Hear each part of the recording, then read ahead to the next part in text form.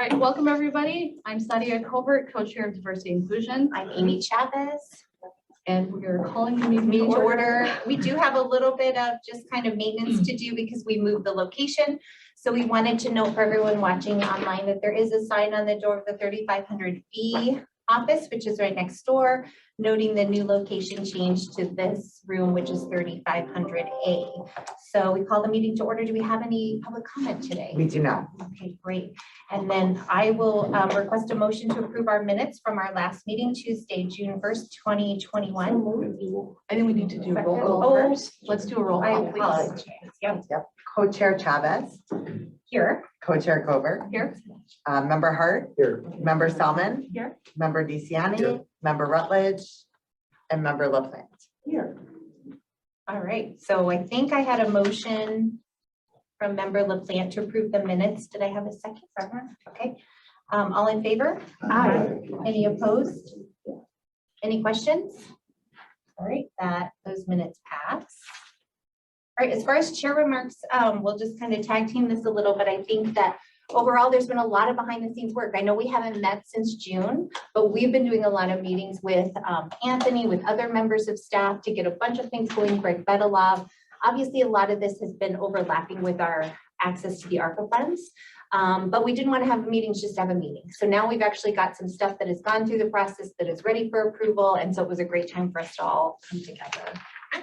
And I want to thank everybody for being here today. But the purpose of our committee is to bring in, to make DuPage County stronger, to recognize our diverse communities, and to also tap into newer markets because we have a big pool of talent in DuPage County. So we are going to be talking about our D&I strategy overview today. And also we have Greg Bedelov from Choose DuPage to talk about supplier diversity program.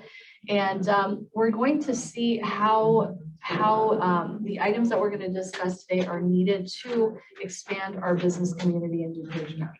So we're very excited for it. It's a very big deal. It's a big project that we're going to work on. It's not going to happen overnight. It'll take about 18 months, 12 to 18 months, but we do have the ball rolling. And we did just post a job posting for a D&I officer recently. So we are looking for qualified candidates for that to work with our already hired consultant on the project. So I will go ahead and just throw it to Anthony because I think what we need to do is go over today this presentation. We've looked at it. We've also, just so that you know, and Anthony can cover this more, had some meetings with different software vendors. We've gone over that information, and I think it's all probably in your presentation. So I'll turn it over to you, Anthony. Thank you. Cheers. So I am extremely excited. I've only been a part of this process for a very short period of time, but there's been an incredible amount of work that has been put into creating a long-term diversity and inclusion strategy and roadmap. So I'm going to talk about what we've done and where we hope to take things over the next year, two, and beyond. So there's two parts to this presentation. The first part, I'll cover basically the strategy, and then I'll hand it over to Greg to talk about what's going on in Choose DuPage in terms of diversity and inclusion. So, all right, so in order for us to plan and develop basically the structure of diversity and inclusion roadmap, we need to make sure that we were aligned to two main things. First thing, the strategic plan of DuPage County, and the second thing, our mission as an organization. So everything that you hear about within this presentation, you'll see in alignment with this. So specifically, this is in both the mission and strategic plan. It's very important for DuPage County communities to always be desirable places to live, work, raise families, and provide innovative and cost-effective services. Having a diverse vendor community will help us provide innovation and cost-effective solutions. So we developed a mission that any program should follow. It's the heart of what we, or the core of what we do. The vision is where we want to go, and the values are who we are as a team or as a program. So I'm going to read these so that you're just clear on what they are, and let me know if you have any questions. So our mission is to create, nurture, and sustain an inclusive culture where diversity drives innovative solutions to meet the needs of DuPage County residents and employees. And our vision is to build an environment that values and embraces diversity and creates a more inclusive and equitable future for employees, citizens, and vendors. And there are three core values that everything is structured behind. Of course, diversity. Number two, inclusion. And number three, access. Access is equally as important as the diversity and inclusion base. So top right-hand corner, that is just a representation of our model. And it includes really the core components of our strategic plan. So the first is, of course, identifying the right vendor partners. Second is developing programs that identify them, support them, and bring them to the table. The third is creating a strong communication strategy so that they know about our program and they are able to participate openly and consistently across the board. And then last but not least, the policies and the practices that will help us sustain this program long-term is very important. So that's the core of our model. Primary goal here is to implement a new diversity and inclusion vendor program based on a disparity study, which I'll talk about more, the recommendations that will come from the disparity study, and then internal and external engagement. External engagement like partners like Choose DuPage, internally like our chairs who've already met, and you who will provide input along the way. All right, so next slide is really about the roadmap. So these are the key activities that we believe that we have to execute in order to get where our vision wants us to be. So the first item is really all in 2022, which is for us to plan and then validate our objectives, right? To make sure that that number one, we are clear on what our challenges are, and we have a plan to address that. And then the outcomes of the plan and the validation is to create the mission, which you've seen, objectives, which you've also seen, and we need to validate. And then some other things that will help us be more successful along the way. A tracking software tool, and then developing an actual team to help us support this process. The second item, which is super important, will take us about a year, we believe, from 2022 to 2023, and that's to validate, level set expectations, and then confirm that our plan and strategy makes a lot of sense, right? Or makes sense long term. And the ultimate goal and outcomes there is a disparity study, the results of that study. And for those of you who don't know what a disparity study is, it essentially allows for us to do our due diligence, right?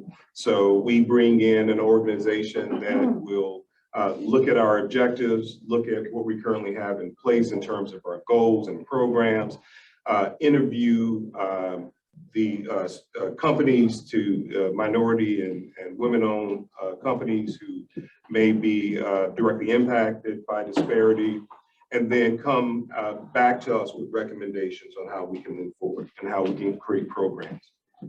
So the goal is to, the outcomes here is the disparity study results, then develop a strategic plan that we can use and execute to move forward.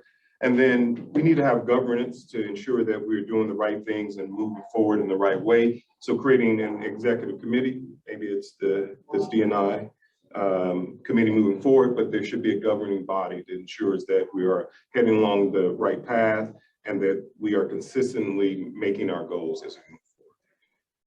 Third item is to create and implement diversity programs in 2023 to 2024. After the disparity study comes back, we'll know exactly what our challenges are. And then the goal is vendor inclusion. So identifying vendors and bringing them in, creating mentoring programs, training programs, and developing the process that's repeatable that we can use to manage diversity and inclusion. Also in 2003, it's important for us to communicate, train staff, and train vendors on diversity and inclusion and how we handle diversity and inclusion here within DuPage County. So outcomes there, communication campaign, basic diversity, vendor and awareness trainings, and diversity audits. So ensuring that we are doing what we set out to do.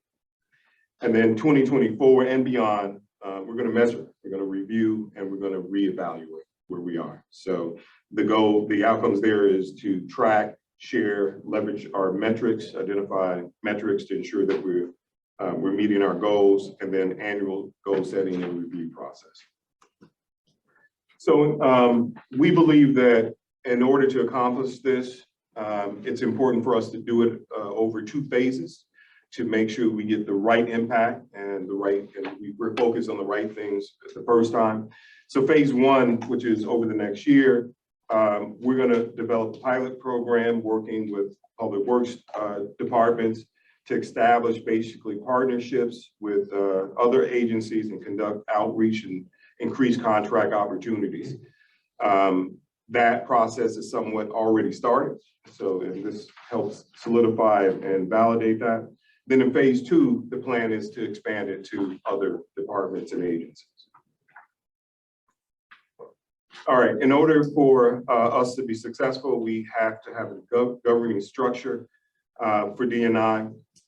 So we believe this is the right structure.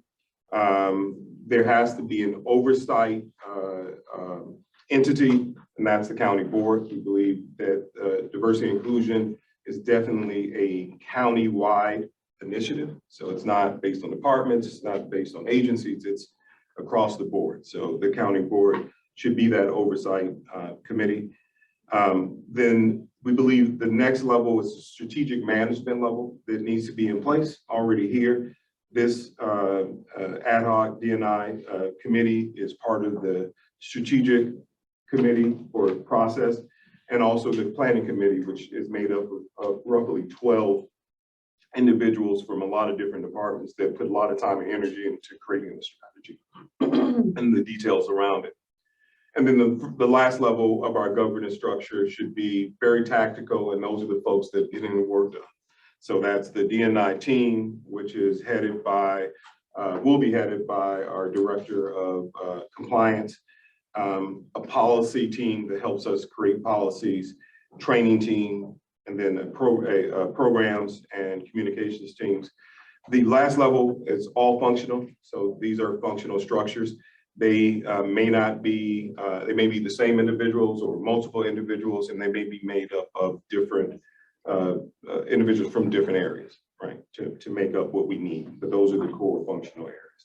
And as you can see, and you can read yourself, those are the core principles of what this governance structure will provide.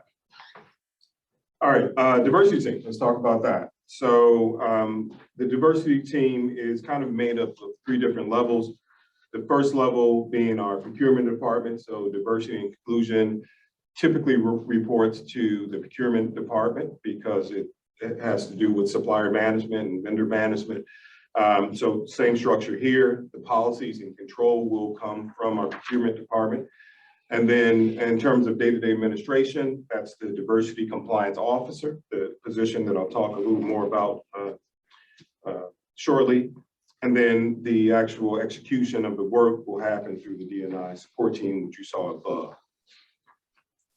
So the diversity compliance officer, which Chair Colbert mentioned earlier, highlighted earlier, this is the person who, it's essential for any organization to have a lead person. It is a full-time role for sure, to engage the different vendors, to keep track of the data, to engage the different departments, to work directly with procurement on compliance and goals. It's a full-time responsibility. So this person will report in to finance through procurement, and report directly to Chris Kopp, the Chief Purchasing Officer. The person's core responsibilities: managing basically contract compliance across the board, creating and sustaining a diverse, inclusive environment, so really engaging vendors proactively. And then also working with the Disparity Study, right? So we need someone to help us with the Disparity Study vendor to get information from that person, whatever that person needs, and to coordinate. So this position will help with that as well. A couple of highlights you need to be aware of. Number one, as Chair Colbert mentioned, we've already created the description, and the hiring this person is in progress. We think that it will take 60 to 90 days to do a thorough interview process and select the right candidate. We want to select the right person who has actual experience at doing this and can really hit the ground rolling as soon as they start. Most notable part here, I think it's important, it's ARPA funded. So those funds will help cover the cost of that salary. All right, so that's the disparity. Is there a question? Oh, sorry. I have a question. Sure. Can you just elaborate on the qualifications to receive ARPA funding for that salary? The qualifications to receive. Yeah, like how under, yeah, how does it fall Yeah. under ARPA? Yeah, I'm gonna ask either Jeff or. Oh, next week. Yeah, we're kind of the, so if you remember when we did the ARP allocations, the diversity program Yeah. was a big component of that. And it's actually specifically mentioned within the ARPA guidelines to allow this. So we're very comfortable with this program, the inclusion for ARPA funding, including the officer. Now, it should be noted that because the ARPA funds are finite, this ARPA position is only funded for a period of, I think, 3 years, if I remember. So after that, it would roll then into the general fund. That's great. It was specified under ARPA. That's wonderful. Great. Thanks, Tim. If you have other questions, should we wait till the end, or should we? It's up to you. So you're more than welcome to ask now. I'm fully supportive of the program. The only thing I see that's missing, and it's been a flaw in Cook County and some of the other areas that have tried to institute this, is qualifications. You need to make sure these people are qualified. We want to give them an opportunity because they are minority based, et cetera. But what we're seeing in Cook happen a lot is we have unqualified minority vendors that are causing issues with, actually doing work. Yeah. And that's I want to make sure we learn from that. I want to give every minority contractor an opportunity. I want to make sure that just like you're pre-qualifying a vendor for cyber, and it's not just on price, it's based on their ability to actually protect us. Yeah. We want to make sure that we have some sort of component in this program that qualifies these people to make sure that they're able to do what they say they can do. Yeah, that's absolutely spot on. You're absolutely right. Even though it's not identified within the presentation, it's part of what we're trying to do. So qualifications will be part of what comes out of it. Yeah.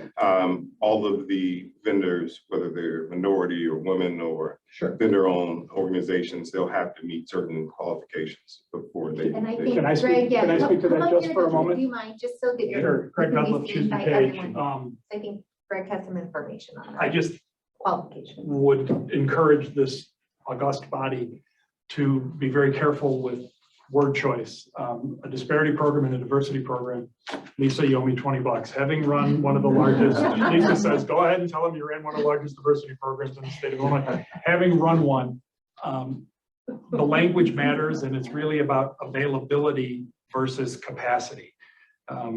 You potentially can get in hot water if a vendor is certified as a minority vendor in the state of Illinois by one of the agencies.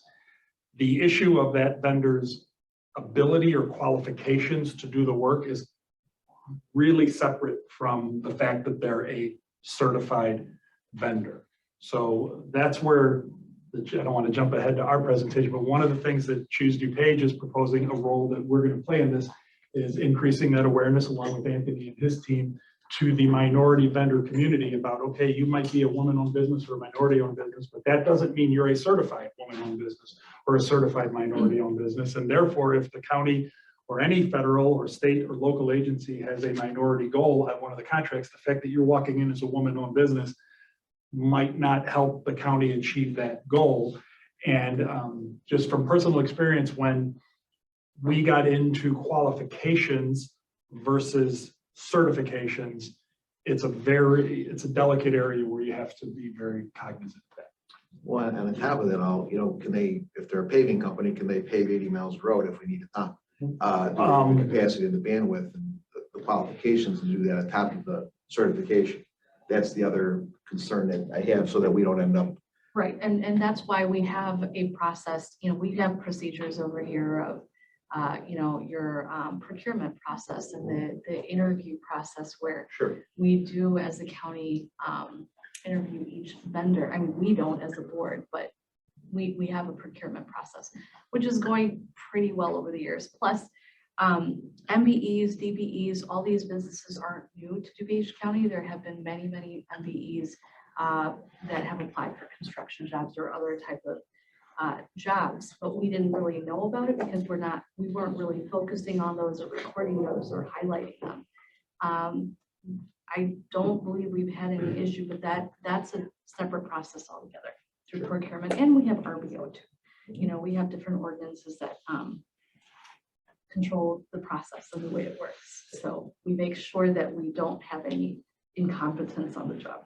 Exactly. Just trying to make sure we don't open up a Pandora's box with what Cook County's having to deal with, because they're having to hire sometimes contractors and type of contractors to fit their quota, but yet, I agree. We they have gotta to be make sure they diligent. can produce, It makes sense. It makes sense to me, and based on my experience, and I think it is through the procurement process, there is some qualifications that all vendors have to meet, right? So I think that probably will address it as part of our process.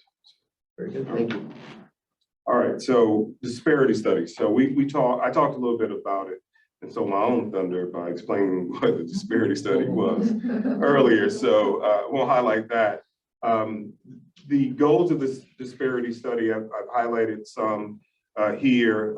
Those really will be created as a result of the disparity study, right? So, but these are examples of the types of goals that we want to try to achieve as part of our D&I process moving forward. So just to highlight a couple. So evaluate marketplace conditions for DBE, MBE, and WB businesses. Evaluate the percentage of contract dollars that DuPage County spends on those DBE, MBE, and WB owned businesses, so on and so forth. So those goals, again, these are more examples for now, but after we're done with the disparity study, we'll see those results, we'll be able to solidify our goals. And then the timeline here, as you can see, so we are already exploring a lot of different options for identifying firms to help us perform the study.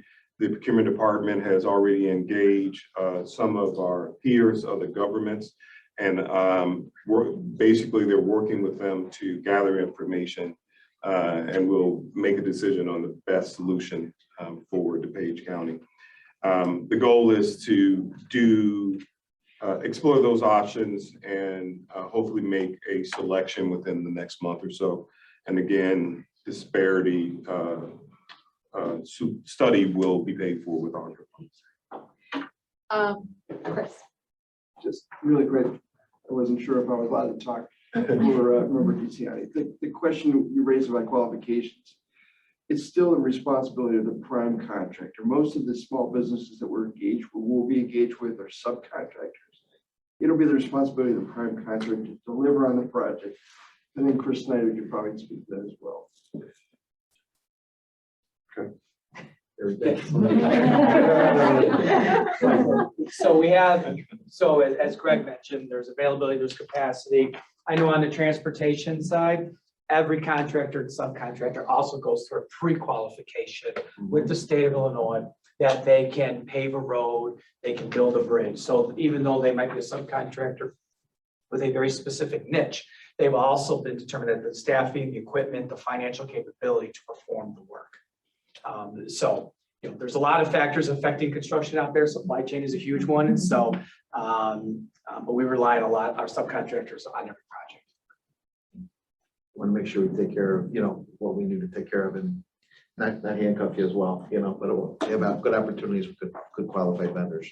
And I think we will. I don't want to get too far ahead because I think that's more down the line, because I think first we have so many of these steps that have to be completed before we quite get there. Sure. And I appreciate it, but I think we won't even get there until we get through all the specifics that we need.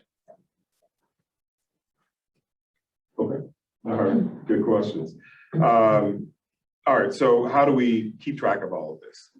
In order for us to keep track of the vendor details and manage them and track basically our data moving forward, we need an application to do that.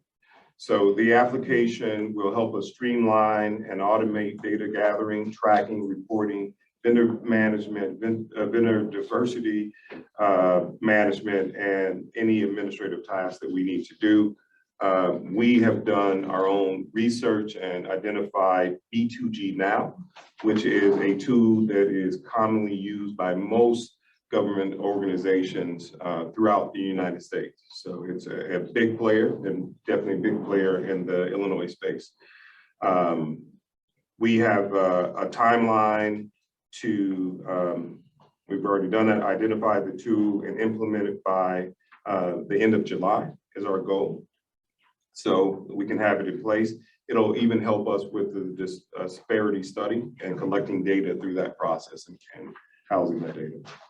So the highlight here is that we also going to use the ARPA funding to purchase the tool, and the tracking, monitoring, reporting, and compliance will all happen through this tool. Anthony, is that a partial funding or a complete funding? That's complete funding. So Okay, because we then have an issue on our agenda because we have partial ARPA availability.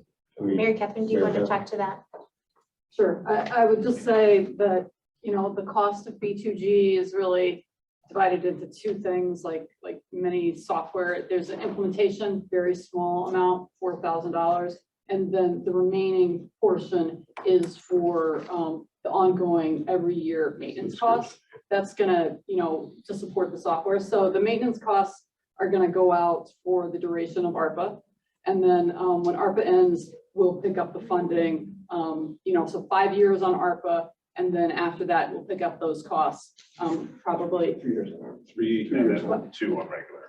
But we did all 5 years. Remember so the language on the checklist explained that so that we could encumber the funds, we were able to do 5 years up front. That's one of the reasons why we did it that way. So between now and 2026, those operating costs, call it $45,000, those are going to be funded out of ARPA. And then when ARPA goes away at the end of 2026, then it's going to move to a couple different funds. The departments that are going to be served by it is our current plan. So there's a very small amount right now for the year 2027. 5 years is going to take you into 2027.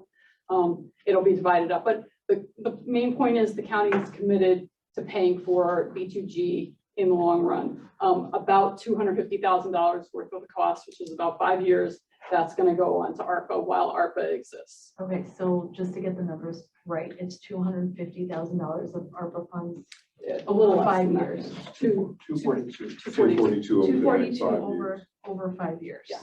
And we had originally budgeted 250. So we came in a little bit under budget. Okay, so ARPA is the next 5 years, 242 total. Correct. And the rest, well. Rest. Then Then it'll it'll transfer Then I'll transfer over to, to be paid by the general fund. general funds, stormwater, Probably. DOT, maybe. Most likely, this type of program would the construction departments, the 4 big construction departments, DOT, Public Works, Facilities Management, and Stormwater would likely pick up that at the end. All right, thank you. Member Hart, you Yeah, just question? real quick. So we are collecting existing data on vendor and supplier diversity as is today. I know it's not as much as we want, but Whatever we do have collected already, are we able to load that into We this are. new tool? Okay. So we are already working with the vendor, and I don't remember what we agreed to. I think this came up on the call that we were on, and I think it really comes down to this committee. Yeah. Like when we did the E2G, Sadia and I were on the call, a couple of internal members, where we looked at the program in its entirety, and we really got a good sense for what it does and how it tracks the subcontractors. And I think there's a cost benefit analysis, like how far back do we want to go to load that data? Is it a year? Is it 2 years? Is it 10 years? But are we really, if we start loading data in now, I kind of believe that with what we load in, with what we have on an ongoing basis, that may start to give us some trends where we don't necessarily have to go back too far, because I think it is costly to go back. And I don't know that it's necessarily going to change our trends very much, but we can decide that as a committee, but it's definitely something that we need to think about. What's that cost benefit analysis? Because it is going to cost us a lot to load that in. Go ahead. Just directly answer your question. The disparity study aspect will go back in time, 5 years is projected. Okay. The intent from E2G now is to go forward, but reality is we're not gonna wait until the end of the disparity study. We're gonna start doing it now. So whoever conducts the disparity study, they would go back and look at the existing data. This is more of a, Right, even if it's the next year or whatever it takes to get through the disparity study, they'll be then feeding it through BTG. And I think what we also learned is BTG now for the 1st of April. So it's okay. a little bit of a chicken or an egg thing too, right? Because once we start, I think that's why we really felt like this was the critical first piece, whereas in the past we make, it's kind of like, do you want to start with the disparity study or start with inputting the data? But as we input the data, it's going to build that disparity study. Yeah. So I think that, I think this will be critical. just without diving into the issue too much, I would agree with what you said earlier. It's always good to have trends going backward, but as long as we have what we need for the disparity study, I agree it's better to save on the cost. Yeah, but it has the ability to load whatever data we agree to. So Thank you. We have to have simultaneous work side by side. to invent them. we do. Could I add one thing, and Chris, maybe you can talk a little bit. I mean, the one thing, obviously, we're looking back at the study, but moving forward, B2G, there are some requirements with the state of Illinois that has been approved recently that requires tracking, and the B2G will allow us to be in full compliance with state of Illinois laws for that. So we really kind of have no choice with the B2G moving forward. And so we're not only are we doing our much deeper dive, more inclusive, looking at D&I for the county, but we're meeting state requirements as well. Two birds, one stone. Good. Go ahead, Anthony. All right, thank you. All right, so what have we accomplished to date? Again, I think quite a bit. A lot of work is going in that isn't highlighted here to research and working with vendors, working with other counties to gather as much information and data as possible to move us forward. So contract, we're coordinating with City of Chicago to use, to purchase B2G. Now we're going to do a piggyback off of their contract. With the disparity study, procurement is just making progress by working with some of the other agencies who have recently completed disparity studies to gather as much information as possible to help us make a long-term decision. In terms of resource planning, we've mentioned a few times here that we are in the process of hiring a diversity officer to help us manage this entire process moving forward. And there's some data collection that we just talked about a few minutes ago. So I included, and you all have a copy of the presentation, just some definitions that you should be aware of. We throw around acronyms all the time. So it's an IT thing, and I guess it's just a thing. But so those are some of the descriptions, and explains what a disparity study is in more detail. So before we move on to Greg, who has a lot of great, exciting information to share with you, any additional questions about where we are with the overall strategy? Just a comment, I think it's very well thought out, and appreciate all the work that went into it. Thank you, Anthony, so much. I know a lot of behind the scenes. Oh, I'm sorry. Chris, can you just give, Chris Cobb, can you give an update about where we're at with the RFP and what type of RFP it is? Qualifications-based type RFP or? For the disparity study. Yeah. Disparity study. So we're waiting, we did get examples and samples from sister agencies, both the City of Aurora and Illinois Tollway. So we we've got those for kind of a backbone. How to proceed. So we're looking at that, but then we're also looking at the possibility of being able to piggyback on some studies that have just been accomplished. Cook County, as a matter of fact, just finished theirs. They use a consultant that's well used in the area. So we're going to be talking about that at the next committee meeting to whether or not that makes sense, because there are a couple of steps ahead of us in terms of already gathering data in the general geography, knowing who the players are, and the other side of this thing, the availability aspect of this thing, who's out there, and whether or not we're making use of these people. So. Any more questions? All right, great. Okay, so I'm sure you guys want to go on with the rest of your day and have other business to attend to. We tacked on a few slides on the end of this, so I'll advance to the next slide. In summary, I'd like to just, fantastic stuff, Anthony. I mean, this is really cool. Having experience with the diversity program and the disparity study, kind of leading it, you are right on the right track, and it looks like it's moving in the right direction. We kind of branded the business component of this Connect DuPage. And I'll start with a summary statement. Think about everything Anthony said in terms of the county and the business community and the business community of the county. And now think about the business community to the business community. And that's kind of where Choose DuPage is dovetailing into this. There are many businesses in DuPage that have robust corporate social responsibility programs. They have DEI programs of their own, and they're looking for a source on how they can buy from minority suppliers. Our hospitals, from Edward to Elmhurst and everywhere in between, is looking to enhance their procurement buys through the DBE community. So our program is trying to build that diversity and resiliency through the supply chain and commercial collaboration, whether it's a business looking for a minority supplier, or whether it's a minority supplier trying to get, as Anthony pointed out, trying to get certified with one of the many state or federal agencies that does the certifications, or city agencies that does the certifications for a business to become a DBE business. This is where Choose DuPage will insert itself collaboratively and cooperatively with the county in an effort to elevate that presence on a B2B basis. So if I can go to the next slide, please. We too have a strategic plan. Our board comes up with a strategic plan every year. As you know, Member Chavez is a member of our board as the chair of the Economic Development Committee. Chairman Cronin is the public sector co-chair. So the county de facto has a say in our strategic plan, and our strategic plan called for inclusive and equitable growth within DuPage County and the establishment of a supplier diversity and awareness program. So it kind of dovetails into exactly what Anthony said about your strategic goals and your vision and your mission. And we've been meeting with Anthony about how we can take our vision and our goal for supplier diversity and commercial collaboration. And I think if there is kind of maybe a bit of a difference or a little bit of a separation, you're talking about a diversity program, a government adopted and approved with a disparity program, a disparity study diversity program. We're talking about enhancing diversity, supplier awareness, supplier certification, and commercial collaboration within the business community in DuPage County. And that lines out nicely with our action plan. So our goals, again, we're going to do the best we can to promote that commercial collaboration. We are going to hopefully address some of these supply chain issues. You know, we talked about this in economic development earlier this morning. Supply chain issues are alleviated when the supply chain is a lot closer to home, as opposed to waiting for stuff to come from overseas or through a port.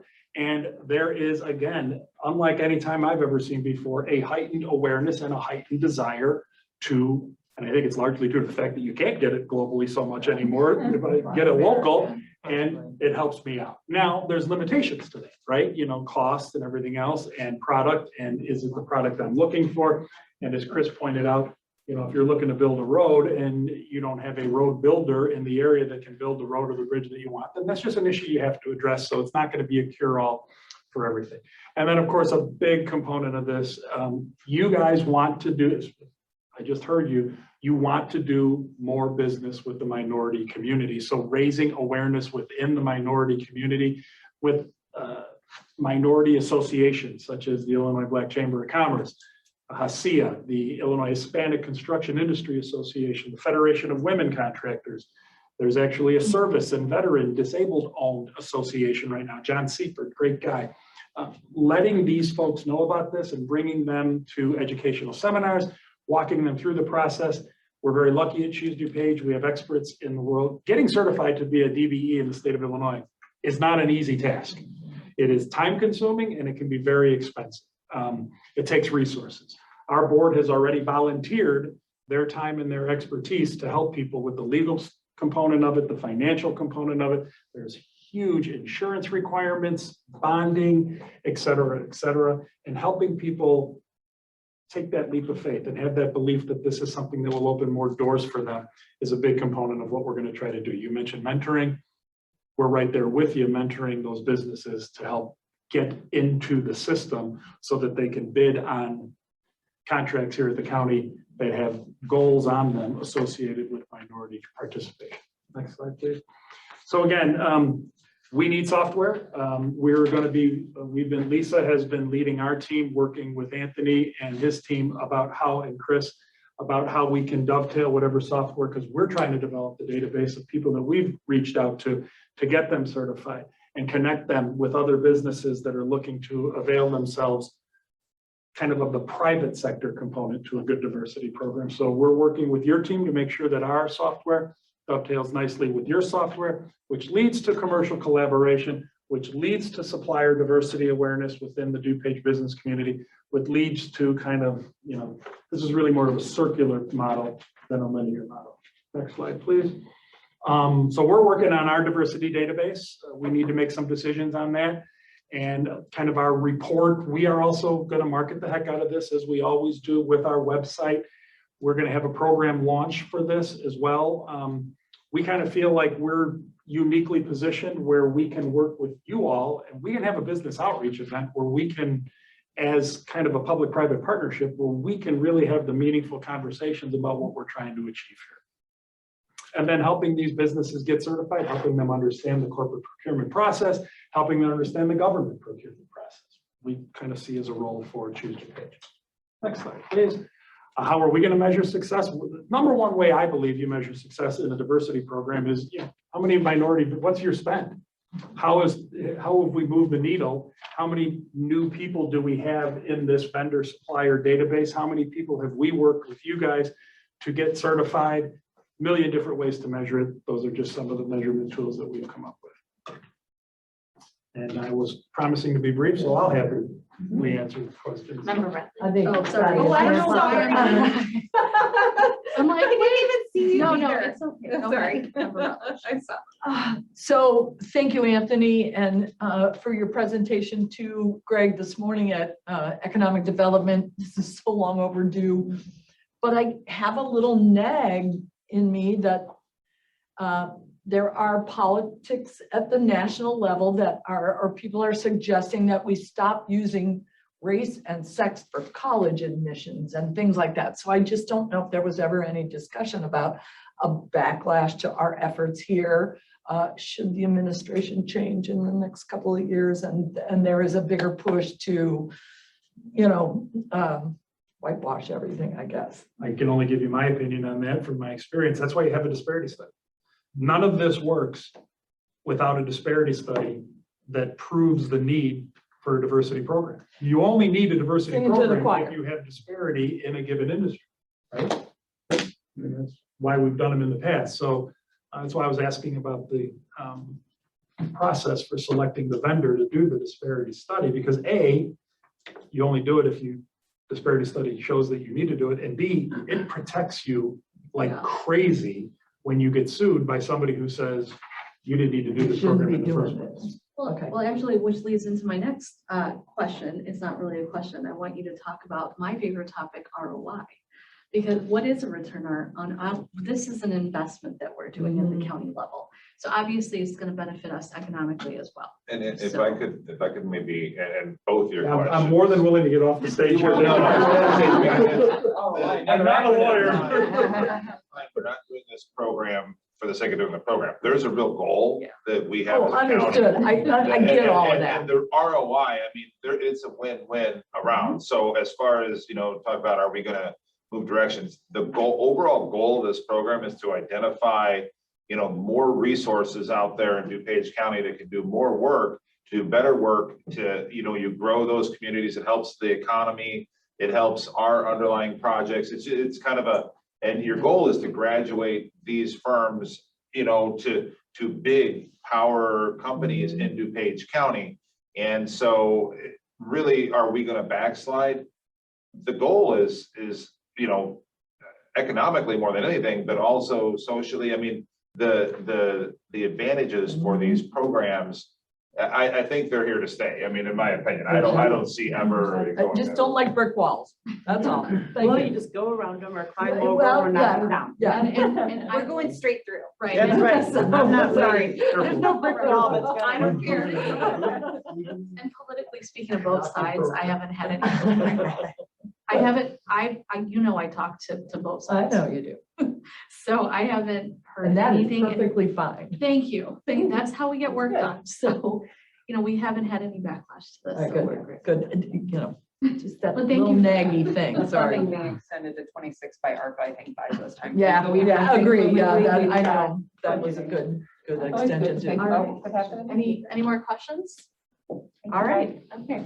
I did forget to mention under chairman remarks, member Greg Hart is not here, but I did want to say that he's not here, but I'll thank him anyway for already working on connecting us in DuPage County and working with Choose DuPage, with different minority organizations. So, I always encourage that, and board member, we all work together. So, and I know, member DeCiani, a lot of businesses too, since you were the mayor.